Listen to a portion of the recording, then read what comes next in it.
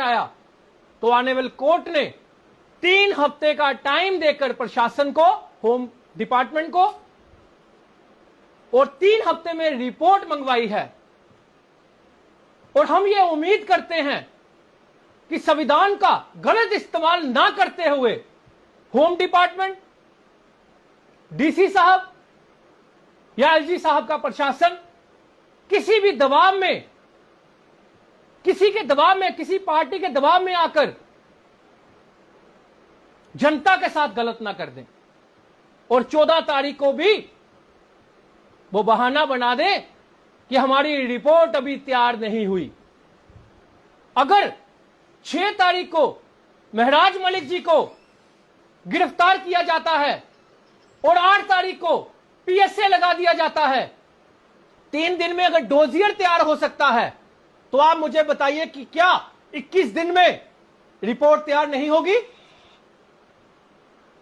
अगर ये रिपोर्ट पेश कर देते हैं 14 तारीख को होम डिपार्टमेंट वाले, तो एक उम्मीद जनता की जागेगी, एक जनता ये समझेगी कि शुक्र है मालिक का, शुक्र है संविधान का कि उन्होंने संविधान का पालन करते हुए, कोई पर्सनल रंजिश ना रखते हुए 14 तारीख को जनता के हित में फैसला किया और रिपोर्ट पेश की। उसके बाद हमें ऑनरेबल कोर्ट पे पूरा पूरा विश्वास है। फिर ऑनरेबल कोर्ट जाने और उनकी रिपोर्ट जाने, लेकिन हमें उम्मीद है कि 14 तारीख को रिपोर्ट जो है वो पेश की जाएगी अगर संविधान का सही इस्तेमाल किया गया। उसके बाद मैं कहना चाहता हूं डीसी साहब से, डीसी डोडा साहब से, मैं डोडा के डीसी साहब से एक चीज कहना चाहता हूं कि सर, आपने महराज मलिक जी के ऊपर जो पीएसए लगाया वो गलत था या सही था, वो तो अब कोर्ट में केस है, कोर्ट देखेगा। लेकिन मैं एक चीज कहना चाहता हूं डीसी साहब, डोडा के डीसी साहब, अगर डीसी ऑफिस में कोई प्लानिंग नहीं हुई, अगर डीसी ऑफिस में कोई प्लान नहीं बना, तो अभी तक जिन मुलाजिमों ने महराज मलिक जी के खिलाफ डोडा में रोड ब्लॉक किया, प्रोटेस्ट किया, अभी तक वो सस्पेंड क्यों नहीं हुए? ये डीसी साहब के सवालिया निशान है हमारा। अगर डीसी साहब ने कोई प्लान नहीं बनाया, अगर डीसी साहब के ऑफिस में ये मीटिंग नहीं हुई कि महराज मलिक के खिलाफ प्रोटेस्ट कीजिए, माहौल बनाइए ऐसा, तो फिर अभी तक मुलाजिम सस्पेंड क्यों नहीं?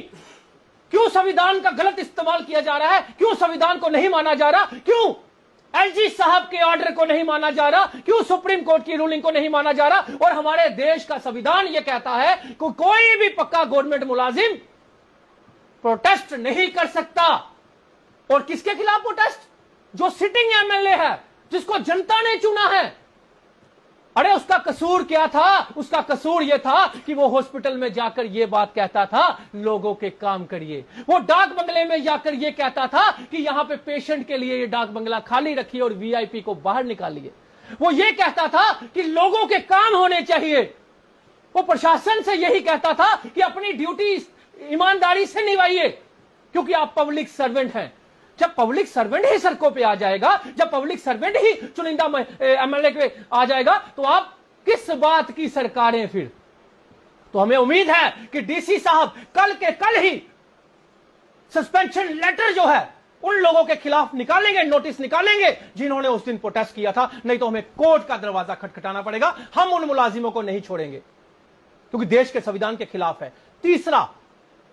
हम तीसरी बात यह कहना चाहते हैं एनसी गवर्नमेंट से, अगर जम्मू कश्मीर में कोई सरकार चल रही है जिसको हम सरकार समझते हैं, तो हमें उम्मीद है ऑनरेबल सीएम साहब से कि सीएम साहब इसमें कोई भी राजनीति नहीं चलेंगे। सीएम साहब कोई भी किसी भी तरह का गलत इस्तेमाल नहीं करेंगे और वो असेंबली में एक रेजोल्यूशन पास करेंगे और पीएसए को रिवोक करेंगे। और तीसरा, जो उमर साहब ने, ऑनरेबल सीएम साहब ने इलेक्शन से पहले वादे किए थे कि जब मेरी सरकार आएगी मेजॉरिटी में, मैं जम्मू कश्मीर से पीएसए को खत्म कर दूंगा, तो वो वादा अपना पूरा करेंगे। और ऑनरेबल सीएम साहब से एक और उम्मीद है, जिस तरह कल राठौर साहब ने यूएनटी न्यूज चैनल में फोन करके उन्होंने ये बात कही कि हम खुद चाहते हैं, मैं स्पीकर खुद चाहता हूं कि वो महराज मलिक जी जो है वो असेंबली में बैठे। तो हम शुक्रिया अदा करते हैं राठौर साहब का और उम्मीद जताते हैं ऑनरेबल सीएम साहब से कि वो एक रेजोल्यूशन तो पास करेंगे ही करेंगे और असेंबली सेशन में एक ऑर्डर जल्द से जल्द निकालेंगे कि महराज मलिक जी जनता की जो आवाज है, जो जनता की उम्मीदें हैं, वो असेंबली में बोल सके, असेंबली में रख सके, जो उनका काम है और जो हमारा संविधान जिसकी हमें इजाजत देता है। सर, असेंबली तो 23 अक्टूबर को लगेगी, तो अगर एमसी इतनी ही ज्यादा सक्रिय है तो स्पेशल असेंबली सेशन भी बुलाया जा सकता था। देखिए, आपने अपने सवाल का खुद ही जवाब दे दिया कि जो हो सकता था, अगर एनसी इसमें कोई भी किसी तरह की सियासत नहीं चल रही या सिर्फ जनता को बेवकूफ नहीं बना रही, वाहवाही नहीं लूट रही, तो एनसी को यह चाहिए था कि उनका एक, मैं कुलीग कहूंगा, मैं एमएलए उनका कहूंगा, जनता का चुना हुआ एमएलए, क्योंकि जनता की तो सरकार को फिक्र होनी ही चाहिए थी और जनता के लिए उनको एक स्पेशल असेंबली सेशन बुलाकर महराज मलिक जी के लिए एक रेजोल्यूशन पास करना चाहिए था जिससे पीएसए रिवोक भी होता। और वैसे भी जो उमर साहब का वादा था, जो हजारों लोग जम्मू कश्मीर के निर्दोष भी अंदर हैं, कुछ लोग ऐसे भी होंगे, क्रिमिनल भी अंदर होंगे, लेकिन हजारों लोग निर्दोष भी अंदर हैं जिन पे गलत इल्जाम लगाकर उनको पीएसए लगाकर उनको अंदर रख दिया जाता है, जबकि पीएसए होता है पब्लिक सेफ्टी एक्ट।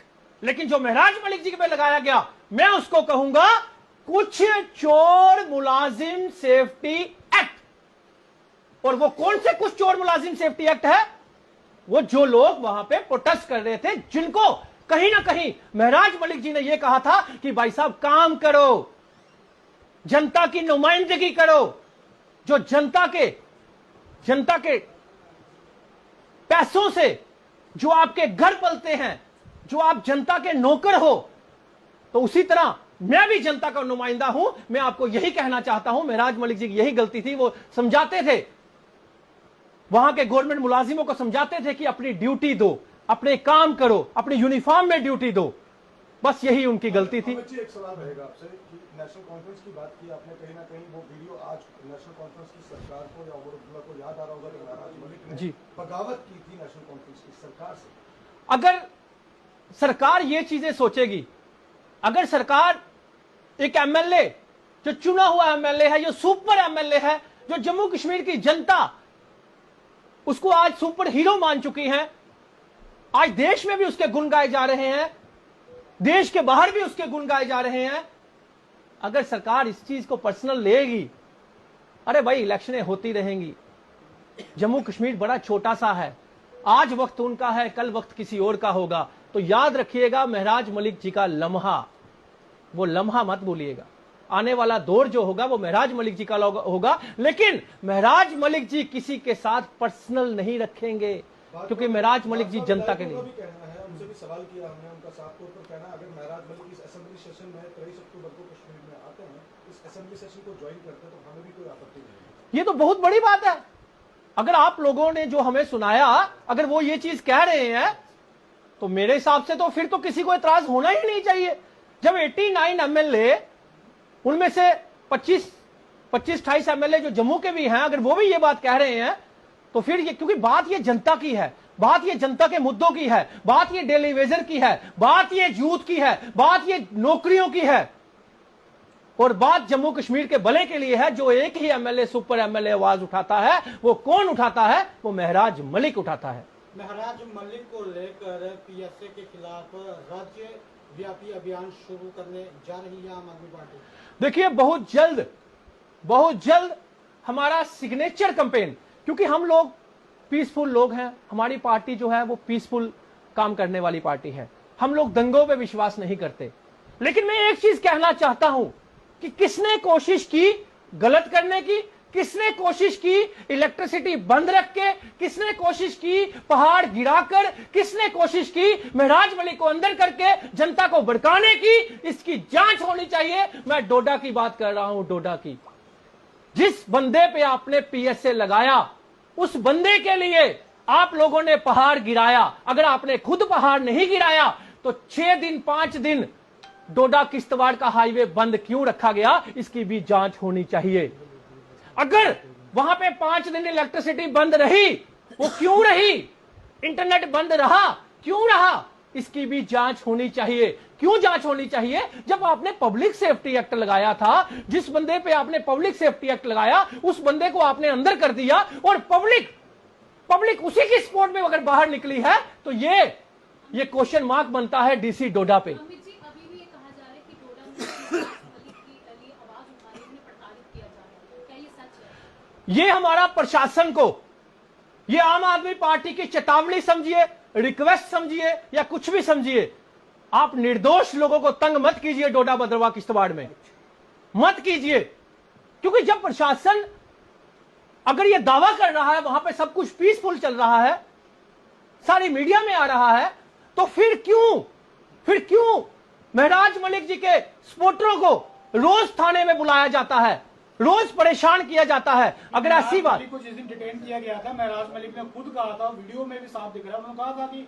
बंद कर दो पूरा डोडा स्पोर्ट। आपने खुद ही कह दिया जब महराज मलिक के साथ गलत हुआ।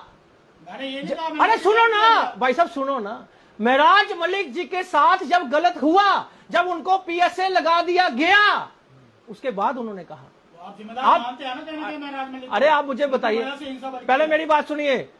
सबसे जिम्मेवार है, अगर मैं आप पे चोरी का इल्जाम लगा रहा हूं या कत्ल का इल्जाम लगा रहा हूं, अगर वो गलत इल्जाम है तो फिर जाकर लोग बाहर आए हैं। और किसके हक में आए हैं? जिसके ऊपर आपने इल्जाम लगाया।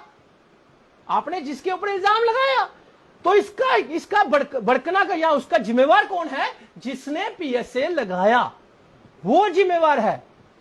ये समझने की जरूरत है कि आप किसी को पीएसए लगाते हो और पब्लिक उसी के लिए बाहर आती है, पब्लिक उसकी सपोर्ट के लिए आती है, फिर आपको पहाड़ गिराने पड़ते हैं, फिर आपको इलेक्ट्रिसिटी बंद करनी पड़ती है, फिर आपको इंटरनेट बंद करना पड़ता है, फिर आप लाठीचार्ज करते हो, फिर अपना जोर जबरन करते हो, फिर आप किश्तवाड़, डोडा, भद्रवाह सारी जगह से पुलिस प्रशासन बुलाकर एक जगह बिठा देते हो। लेकिन हमारे किसी भी सपोर्टर ने, हमारे किसी भी आम आदमी पार्टी के बंदे ने कोई गलत नहीं किया। पीसफुल प्रोटेस्ट किए, पीसफुल आवाज रखी और हमें हमेशा यही बात कही कि पीसफुल तरीके के साथ घर बैठिए, घर बैठकर शेयर कीजिए, महराज मलिक को रिलीज करो, घर बैठकर प्रोटेस्ट कीजिए, एक वीडियो बनाइए। हमारा क्या मानना यह है कि पीसफुल तरीके के साथ सब कुछ। आपने वकीलों की फौज कोर्ट में खड़ी कर दी है, क्या वो लोग सक्षम है? सवाल पूरा सुनिए, क्या वो लोग सक्षम है महराज मलिक को छुड़ाने के लिए, या तारीख पे तारीख? देखिए वकील साहब, हमारे जो लीगल टीम है वो सक्षम है, लेकिन हमें कहीं ना कहीं ये शक की निगाह किस पे रखनी पड़ रही है? सरकार पे, होम डिपार्टमेंट पे, कि वो कहीं 3 दिन में डोजियर तैयार कर सकते हैं महराज मलिक का, लेकिन अगर 21 दिन में वो रिपोर्ट पेश ना कर पाए तो हम ये समझ लेंगे कि ये पर्सनल होकर महराज मलिक को अंदर कर दिया गया है, कि जनता जो है वो बेचारी तरसती रहे अपने कामों के लिए और जनता को परेशान करते रहे। आखिरी सवाल रहेगा जी, जिस तरीके से पीएसए की बात आप कर रहे हैं, पीएसए पब्लिक सेफ्टी एक्ट में लगता है पब्लिक महराज मलिक के साथ दिखी कहीं ना कहीं, मगर लोगों को अभी तक ये कंफ्यूजन है कि वो पीएसए क्या उनकी शब्दावली को लेकर लगा है या 18 एफआईआर जो पहले। सर वही तो हम चाहते हैं कि संविधान का जो गलत इस्तेमाल किया गया है वो रिपोर्ट में सामने आए। सर बेस बनाया गया है, उन पे चोरी का इल्जाम लगाया गया है। आप मुझे बताइए कि एक चुनिंदा एमएलए, सुनिए मैं आपको बता रही हूँ कि हरविंदर सिंह ने वहाँ पर बकायदा ये लिखा गया है कि उन्होंने वो मेडिसिन बाहर नहीं आने दी, उस पर्टिकुलर जगह पे ताले। अब सुनिए, मैं उसकी भी बात बताता हूं आपको। वो हुआ क्या था, एक डिस्पेंसरी थी, एक डिस्पेंसरी चलती थी एक गरीब आदमी के घर। वो तब से चलती थी जब 50-100 रुपया किराया होता था। आज वो किराया 10 से 15,000 रुपया पहुंच गया हुआ है, और वो किसी कारण जिस जमीन पे थी, वो जमीन बाढ़ के कारण या हाड़ के कारण, जिस भी भूचाल के कारण या किसी भी लगा लिए, वो खिसक गई थी, तो वहां से शिफ्ट करनी थी। शिफ्ट करने के लिए डीसी साहब ने एक टीम बनाई, जिस टीम के हेड थे बीएमओ साहब। ये महराज मलिक जी ने मुझे खुद सुनाई है ये बात।